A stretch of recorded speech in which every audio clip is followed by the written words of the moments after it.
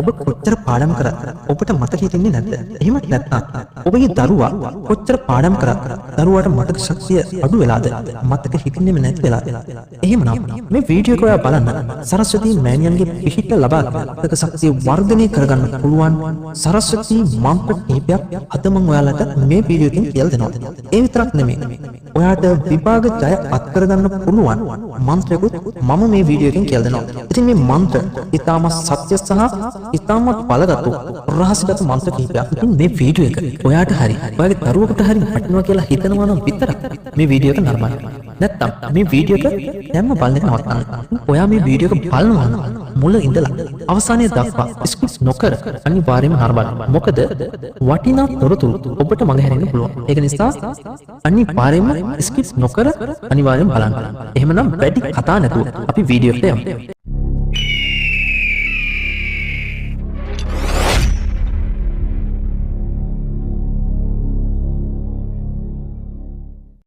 ආයිබෝවන් හෙළගුරුකම් TV තුලින් අද මම ඔයාලට කියලා දෙන්න බලාපොරොත්තු වෙන්නේ ඉගෙන ගන්න දරුවන්ට ඉතාමත් වටිනා සරස්වතී මන්ත්‍ර කිහිපයක්. ඒ කියන්නේ පාඩම් හිතීමට සහ මතක ශක්තිය වර්ධනය කර ගැනීමට ඉතාමත්ම වටිනා මන්ත්‍ර සහ විභාග සමත් වීමට මන්ත්‍ර කිහිපයක්. ඉතාමත් වටිනා ඒ වගේම බලගතු මන්ත්‍ර. ඉතින් මේ මන්ත්‍ර මට ලැබුණේ ආනමඩුව ප්‍රදේශයෙන් ආනමඩුවේ කුරුණාන්සේ කෙනෙක්ගෙන්. ඉතින් එතුමාව විශේෂයෙන්ම මතක් කරනවා. දැන්ට අවුරුදු 15කට විතර කලින් තමයි මට මේ මන්ත්‍ර ටික ලබා දුන්නේ. එතුමා මට කිව්වේ ළමයින්ට ඉගෙන ගන්න ළමයින්ට මේ මන්ත්‍ර ෆොටෝ කොපි දෙන්න කියලා. එතුමාගේ අතින් මන්ත්‍ර ටික ලියලා මට ලබා දුන්නා. ඉතින් ඒ කොලේ තමයි ඔබට මේ පේන්නේ තිරේ. ඉතින් එතුමා ඒ ලියලා දුන්න මන්ත්‍ර ටික මම ඉගෙන ගන්න ගොඩාක් ළමයින්ට බෙදලා දුන්නා. ඇත්තටම ඒ අයට හොඳ ප්‍රතිඵල ලැබිලා තියෙනවා. ඉතින් ඒක නිසා මට හිතුණා ඔයාලටත් මගේ මේ YouTube channel එක ඔස්සේ මේ මන්ත්‍ර ටික ලබා දෙන්න ඕන කියලා. ඉතින් ඇත්තටම විශේෂයෙන්ම මට මේ මන්ත්‍ර දුන්න ගුරුන් වහන්සේ මේ වීඩියෝ එක දකිනවා නම් එතුමා ඇවිල්ලා ආනමඩුවේ තට්ටෑව කියන ගමේ තමයි එතුමාගේ ගම. එතුමාගේ නම ඇවිල්ලා අසේල ජානක සුනන්ද බණ්ඩාර. ඉතින් එතුමා ඇත්තටම මේ වීඩියෝ එක දකිනවා නම් එතුමා අඳුරන කෙනෙක් හරි වීඩියෝ එක දකිනවා නම් අනිවාර්යයෙන්ම අපිට කමෙන්ට් එකක් දාන්න. ඉතින් එතුමා මේ වීඩියෝ එක දැක්කොත් අනිවාර්යයෙන්ම මගේ YouTube channel එකේ මගේ නම්බරය දාලා තියෙනවා. ඒ නම්බරයට කතා කරන්න. මොකද එතුමාගේ නම්බරයක්වත් මගේ ළඟ දැන් මේ වෙනකොට නැහැ. ඉතින් එතුමාට ඇත්තරම් පින් සිද්ධ වෙනවා. එතුමාගේ පරම්පරාවටත් පින් සිද්ධ වෙනවා මේ වගේ මන්ත්‍ර ලබා දෙනවට. ඉතින් එතුමා මට මේ ලබා දුන්න සරස්වතී ධ්‍යාන කාණ්ඩය කියන මේ මන්ත්‍ර ටික ඇත්තටම එතුමා ලබා දීලා තියෙන මන්ත්‍ර 7ක් පමණ. නමුත් ඒකෙන් දැන් කොලේ චුට්ටක් කිරිලා හරිනේ තියෙන නිසා මන්ත්‍ර කිහිපයක් විතරයි මට ඔයාලට ලබා දෙන්න පුළුවන්. ඉතින් මේ මන්ත්‍ර ඇත්තටම ගොඩාක්ම සත්‍ය අද්භූත මන්ත්‍ර. ඉතින් මේ මන්ත්‍ර මමත් භාවිත කරලා තියෙනවා. ඇත්තටම හරියටම හරි ප්‍රතිඵල ලැබෙනවා. ඉතින් මම පළවෙනි මන්ත්‍රය ඔයාලට කියලා දෙන්නම්.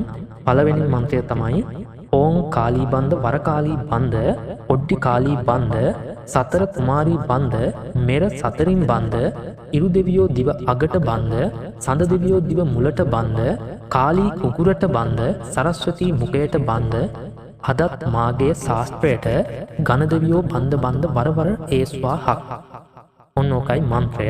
ඉතින් මන්ත්‍රය වලට දැන් තිරේ දිස්සනවා. මේ මන්ත්‍රය බලාගෙන ලියා ගන්න. ඊට පස්සේ මේ මන්ත්‍රයේ අද්දාන්තය කියන්නේ මේ මන්ත්‍රය කරන පිළිවෙල මෙන්න මේ විදිහටයි තියෙන්නේ. 108 වරක් කියලා මන්ත්‍රය යටින් ලියලා තියෙනවා. ඉතින් නොඉඳුල් පැන් හෝ තැඹිලි මතුරා උදේ 7ක් හිස් බඩ බොනු නැතිනම් දිනපතාම උවද කම් නැත. හරක් මස් ඌරු මස් කිලි මාංශ අත්හරිනු ගොටු කොළ රතුළුණු බහුලව කනු. ඉතින් මෙන්න මේ විදිහට තමයි අද්දාන්තය ලියලා තියෙන්නේ. ඉතින් මම හිතනවා ඔයාලට මේක පැහැදිලි ඇති කියලා. ඊළඟ මන්ත්‍රය මම කියන්නම්. ඕන් හිරේන් හුද්ද පේලාඩි කුලාඩි බේබේස් ජාලාරි දේදේ කෛර වීර හනුමා ගිනි ගිනි ප්‍රේමේශ්වර සැර සැර පත්‍රකාලී ගිනි ගිනි විෂ්ණු ගිනි නාරායණේ ඉරන්දනේ ඕඩි ඉරයුම් කයිමෙත්ත සිව ගුරු නාරායණේ ඉරයුම් නාලාවන්ද ඉරත්ත කාලී හොන්ඩු පේසු කාලී ජලිග ගිනි සරස්වතී අම්මා මාගේ මුඛ සලිත සලිත දිස්ටි දිස්ටි වර වර නමක්. මෙන්න මේ විදිහට තමයි මන්ත්‍රය තියෙන්නේ. මේකේ අද්දාන්තය තමයි නොයිඳුල් පැන් 21 වර මතුරා උදේ සවස පානය කර පාඩම් කරන්න කියලා තියෙන මන්ත්‍රය වලට තිරේ දිස් වෙනවා.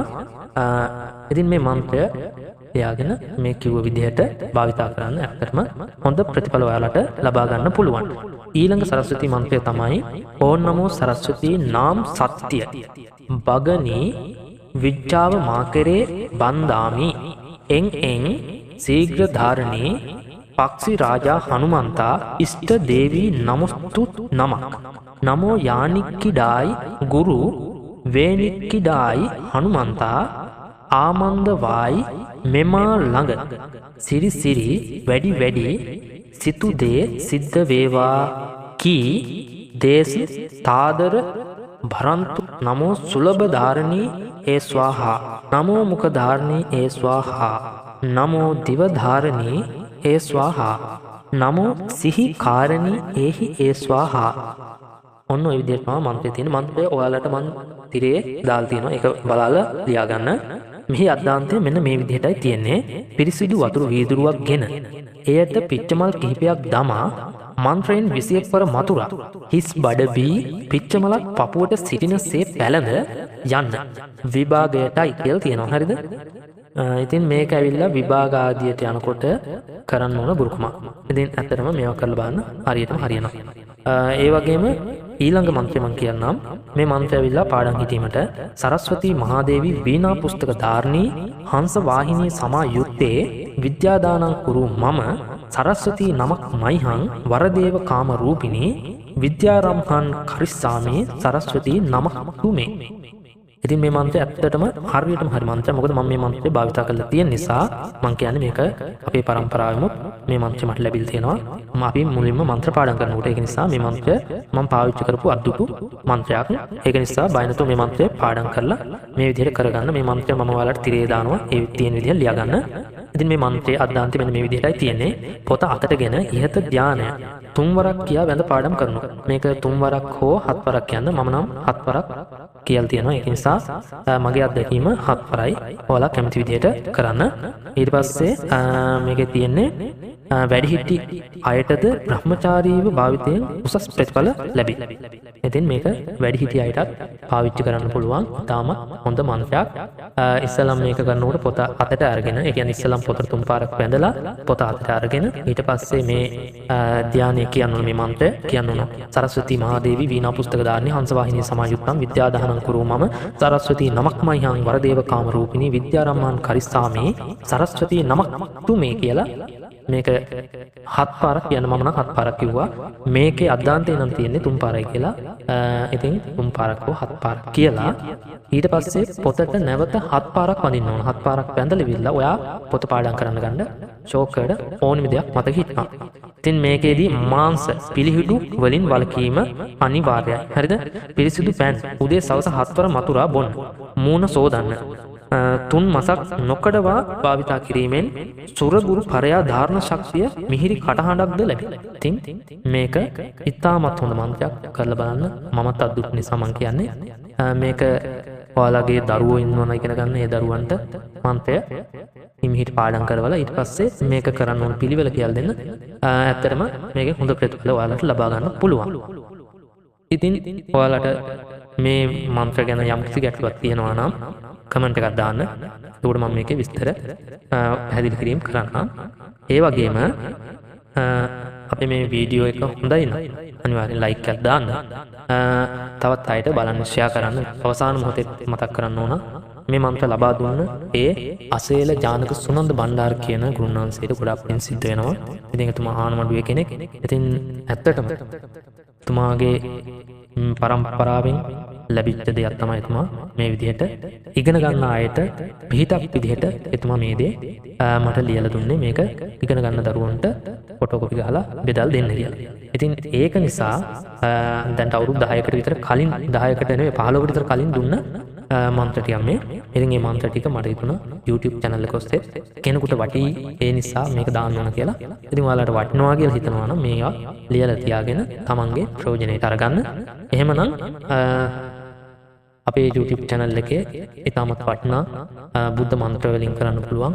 ඒ කියන්නේ සබ්බ පාපස්ස ගාථාවෙන් එතකොට නාලාගිරි දහනේ කරන්න පුළුවන් ගුරුකම් පිළිබඳව එහෙම වීඩියෝ දාලා තියෙනවා. ඒ වීඩියෝ ඔයාලා බලන්න. ඒ වගේම ඔයාලට ගොඩාක් ප්‍රයෝජන අරගන්න පුළුවන්. ඉතින් ඒ වගේම අපේ වීඩියෝ හොඳයි කියලා හිතනවා ලයික් කරලා කමෙන්ට් කරලා තවත් අයට බලන්න ෂෙයා කරන්න. ඉතින් අපේ channel එක subscribe කරන්න අමතක කරන්න එපා. subscribe කරලා bell icon එක all දාලා තියාගන්න. එහෙමනම් අපි ගිහිල්ලා ඉන්නම්. නැවත අලුත් වීඩියෝ එකකින් එනතුරු සමුගන්නවා. ඔයාලා හැම කෙනෙකුටම බුත් සරණයි.